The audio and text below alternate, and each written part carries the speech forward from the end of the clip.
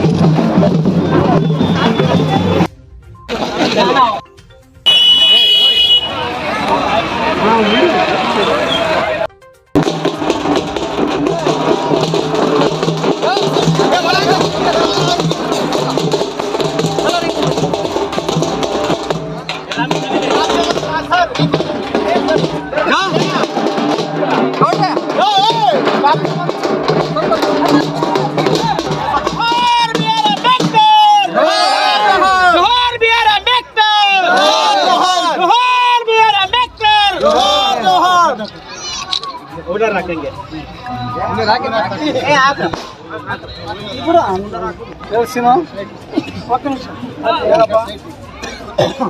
पड़ेगा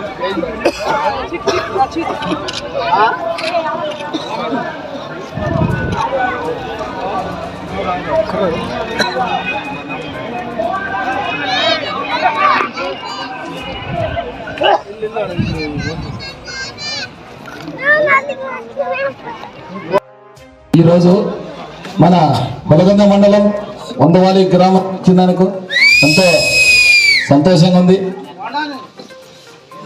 ఈ గ్రామంలో భారీ ఎత్తున కార్యకర్తలైతేనేం, నాయకులైతేనేం, గ్రామ ప్రజలైతేనేం ఎంతో ఉల్లాసంగా నన్ను ఆహ్వానించడం జరిగింది.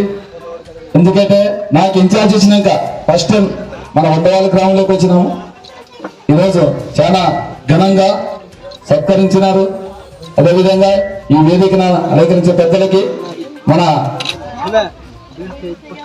జెడ్పీటీసీ శేషప్పన్న గారికి, అదేవిధంగా ఎంపీపీ గారికి, ఎంపీటీసీలకి, మన మండల కరీంనగర్ గారికి, అదేవిధంగా ఎంపీటీసీలకి, మన జేఎస్ఐసి కన్వీనర్ మల్లికార్జున గారికి, అదేవిధంగా ఇక్కడ కో కన్వీనర్లు, మండల కన్వీనర్లు, ఎంపీటీసీలు, సర్పంచులు, అదేవిధంగా మన గ్రామ సచివాలయాలుగా వార్డు మెంబర్లకి, మన గృహ సార్థులకి, అదేవిధంగా మన వాలంటీర్కి, అందరికీ ఇక్కడ వచ్చిన నాయకులకి, మన గ్రామస్తులకి అందరికీ ప్రత్యేక ధన్యవాదాలు తెలుపుకుంటున్నాము.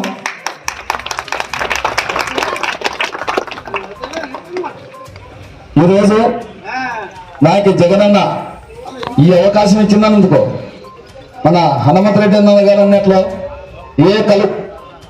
ఏ కులము చూడము, ఏ మతము చూడము, ఏ వర్గము చూడము, అన్ని సమానమే. అందరూ కావాలా, పార్టీలకు ఒకరు కాదు. అన్ని కులస్తులు వేస్తేనే ఒక పార్టీగా ఉంటుంది. ఎందుకంటే ఒక కులమే వేస్తే కాదు, అన్ని కులాలు, అన్ని మతాలు, ఎస్సీలు ఉంటారు, మైనార్టీలు ఉంటారు, బీసీలు ఉంటారు, ఎస్సీలు ఉంటారు, అదేవిధంగా ఓసీలుగా ఉంటారు, అందరూ ఉంటారు. అందరూ కలిసిమెలిసి కలిసికట్టు చేస్తేనే ఒక కుటుంబంలో మన వైఎస్ఆర్ బట్టి మనకు ఒక కుటుంబంలో విభేదాలు లేకుండా అందరూ కలిసికట్టుగా 2014లో కానీ 19లో కానీ ఎంత కలిసికట్టుగా చేసినారో ఆ కలిసికట్టుగానే ఇంకా ఈసారి 2024లో ఇంకా భారీ మెజార్టీ తేవాలని. ఎందుకంటే 2014లో మన జగనన్న పథకాలు లేవు, 2019లో కానీ మన జగనన్న పథకాలు లేవు. ఈసారి 2024 ఇంకా నాటికి మన జగనన్న పాదయాత్ర చేసి మన అక్క చెల్లెమ్మలకు మాట ఇచ్చిన ప్రకారం నవరత్నాల రూపంలో మన జగనన్న అమ్మఒడి అయితేనేమి, ఆశ్రయం అయితేనేమి, చేయూత అయితేనేమి, విద్యా దీవెన అయితేనేమి, అదేవిధంగా రైతు భరోసా అయితేనేమి, ఎన్నో సంక్షేమ పథకాలు ఎంతో అభివృద్ధి చేసినాడు. ఎందుకంటే వాళ్ళు చెప్తున్నారు టీడీపీ వాళ్ళు ఏది అభివృద్ధి లేదని.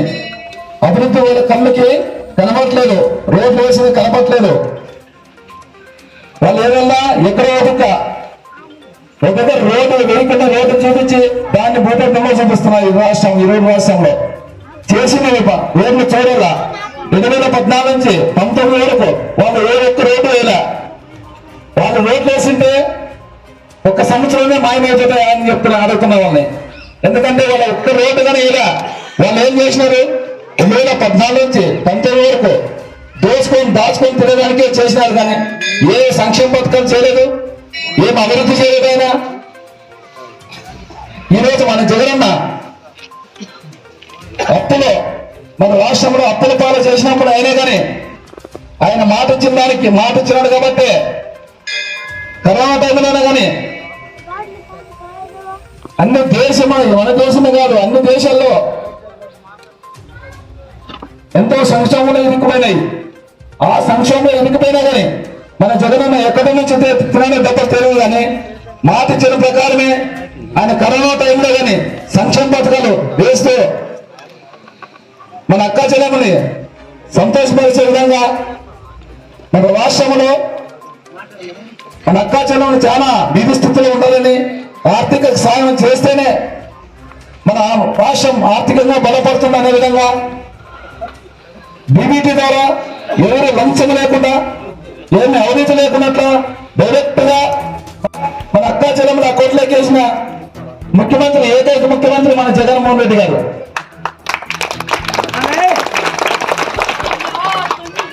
ఎందుకంటే చూస్తున్నాం మన ఇండియాలోనే కానీ ఎక్కడే కానీ ఈ సంక్షేమ పథకాలు లేవు, ఈ నవరత్నాలు లేవు, ఈ అమ్మఒడి లేదు, వైఎస్ఆర్ ఆసరా లేదు, వైఎస్ఆర్ చేయూత లేదు, అమ్మఒడి లేదు, ఏది లేదు. మన రాష్ట్రంలోనే ఇన్ని సంక్షేమ పథకాలు చేస్తూ మళ్ళీ అభివృద్ధి చేస్తూ మన జగనన్న చేస్తున్నారు. కాబట్టి ఈరోజు మన జగనన్న అంటాడు మీ ఇంట్లో మేలు జరిగింటేనే నాకు ఓటు వేయండి అనే విధంగా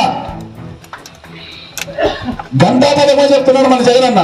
ఎందుకంటే ప్రతి ఒక్క కుటుంబంకి అర్హత ఉంటే పార్టీలు చూడం, మతాలు చూడం, ఏదో చూడడం అనే విధంగా పార్టీలకు అతీతంగా నాకు ఓటు వేయకుండా మన అర్హత చాలు వాళ్ళకి సంక్షేమ పథకాలు అందే విధంగా చూడాలని అనే నాయకుడు ఏం మనం ఒక్కటే మన రాష్ట్రం ఆంధ్ర రాష్ట్రంలోనే మన జగనన్న ఒక్కటి మాత్రమే. అదేవిధంగా మన గత ప్రభుత్వం చూసిన చంద్రబాబు నాయుడు గారిని ఆయన పదే చెప్పారు నా కార్యకర్తలకే చేయండి, వైఎస్ఆర్ వాళ్ళు చేయొద్దండి, ఏ పార్టీ వాళ్ళు చేయొద్దండి అనే విధంగా మనం చూసినాము. వాళ్ళు జన్మభూమి కమిటీలు పెట్టి వాళ్ళ పార్టీకి ఎవరుంటే వాళ్ళ కార్యకర్తల మీద తెలియజేసుకునేవాళ్ళు.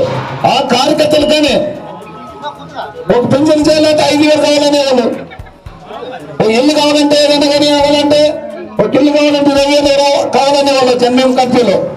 ఆ కమిటీలు లేకుండా మన జగనన్న ఈరోజు సచివాలయ వ్యవస్థను తెచ్చి ఆ సచివాలయ వ్యవస్థకి వాలంటీర్ వ్యవస్థను తెచ్చి ప్రతి 50 ఇళ్ళకి ఒక వాలంటీర్ని చేసి అక్కా చెల్లెమ్మలు ఎవరైతేనేమి ఆ గ్రామంలోనే పరిష్కారం అనే విధంగా ఈ రోజు మన జగనన్న ఏ పరిష్కారం అయితేనే మన ఊళ్ళో జరుగుతుంది.